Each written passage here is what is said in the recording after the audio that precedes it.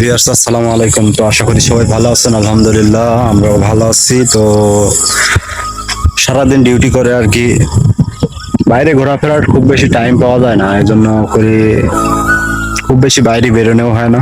তো আজকে প্রথম রোজা, এই উপলক্ষে আর কি বছরাও যারা রোজা ছিল তাদেরও একটু দ্রুত ছেড়ে দিয়েছে টাইম হওয়ার আগে। এই জন্য সেই ইয়েতে আর কি আমরাও একটু ঘুরতে আসলাম বাইরে।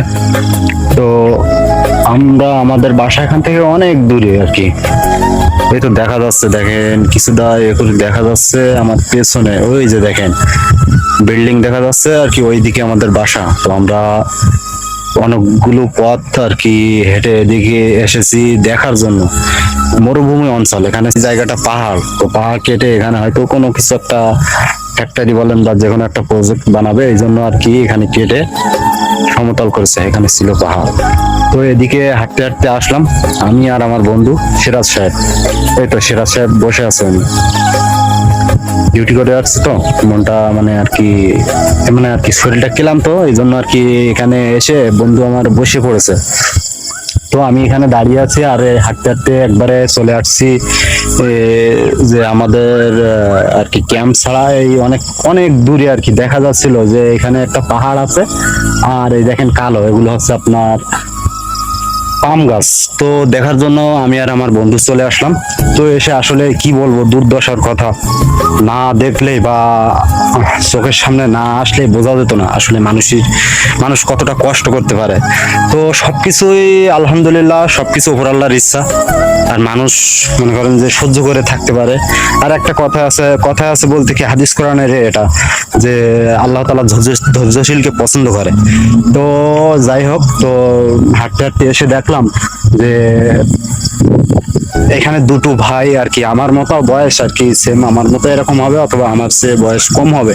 তো যাই হোক, ভাই দুইটা আর কি ওই যে সামনে যে পথটা, ওই পথটা দিয়ে সোজা ওই জঙ্গলের ভিতরে গেছে আর কি, সোজা জঙ্গলের ভিতরে গেছে। এই যে দেখেন, আপনারা দেখতে পাচ্ছেন, এই যে এটা হলো আপনার ও সাইডে পাহাড় আছে, এ সাইডে পাম গাছ। তো এর ভিতরে আসলে দেখা যাচ্ছে এর ভিতরে অনেক ছোট ছোট আপনার তাঁবু দিয়ে বাসা করা আছে। না দেখলে বোঝা যাবে না আসলে। তো তো এই যে ছোট ছোট তাঁবু দেখা যাচ্ছে, এই দেখেন আপনার, এই যে একটা দেখা যাচ্ছে তাঁবু। এখানে আসলে আমাদের যে সমস্ত প্রবাসী ভাইরাও অবৈধ, যাদের কাগজপত্র নেই, তারা আর কি এইখানে থাকে। তো যে ভাই দুইটা আমাদের সাথে হেঁটে আসছিল আর এই যে এই জঙ্গলের ভিতরে গিয়েছে, তাদের হাতে ছিল দেখলাম কিছু বাজার ছিল। তারা বাজার নিয়ে আসছে। ওই যে দেখেন একটা, আপনারা দেখতে পাবেন না হয়তো এখান থেকে। তো ওই যে দেখা যাচ্ছে হালকা কিছুটা, কিন্তু ক্যামেরায় আসলে আমি সেইভাবে দেখাতে পারছি না, আন্তরিকভাবে দুঃখিত। তো ভাই দুইটা গেছে আর কি ওই ক্যাম্পের ভিতরে থাকে। আর দেখেন, এই দেখেন এখানে ছোট একটা মানে আপনার ওই ঘেরের ভেড়ি, আমাদের দিকে ঘেরের ভেড়ি বলে আর কি, এই যে মাটি দিয়ে উঁচু করে ভেড়ি মতো ছোট করা থাকে, এটাকে ঘেরের ভেড়ি বলে। তো যাই হোক, এই সাইডে ছোট করে ঘেরের ভেড়ি দেওয়া, আর সাইডে দেখেন ছোট ছোট ইয়ে বানানো আছে। এখানে মানুষ থাকে, এসে না দেখলে বুঝতাম না আসলে মানুষ কি আপনি যে থাকে আর কিভাবে করে। ভাই এই দেখেন, আপনারা দেখেন ছোট ছোট করে তাঁবু বানানো আছে যারা অবৈধ। ভাই আসলে মালয়েশিয়ার দুর্দশার কথা আসলে না আসলে না দেখলে সচক্ষে বুঝতে পারবেন না কেউ। দেশের মানুষ বুঝবে না, কিন্তু আমাদের কাগজপত্র আছে, আমাদের কোম্পানির এগ্রিমেন্ট আছে, আমাদের এখানে কাজ করতে পাঠাইতেছে, এখানে আমাদের ক্যাম্প আছে, আমাদের ব্যবস্থা অন্যরকম। তারপরেও দেখতে আসলাম আর কি, যে জঙ্গল, বাংলাদেশে বাড়ি, পাম বাগান দেখে আসি আর কি, ডিউটি নাই এখন আর কি সন্ধ্যার টাইমে। তো ভাই আসলে মানুষ যে এত কষ্ট করতে পারে সচক্ষে না দেখলে বিশ্বাস করবেন।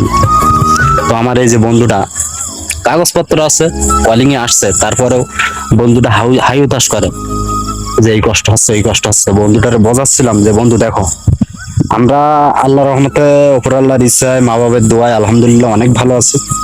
আর যে সমস্ত ভাইদের কাগজপত্র নাই তাদের দেখো দুর্দশার কথা, কত দুর্দশায় থাকে।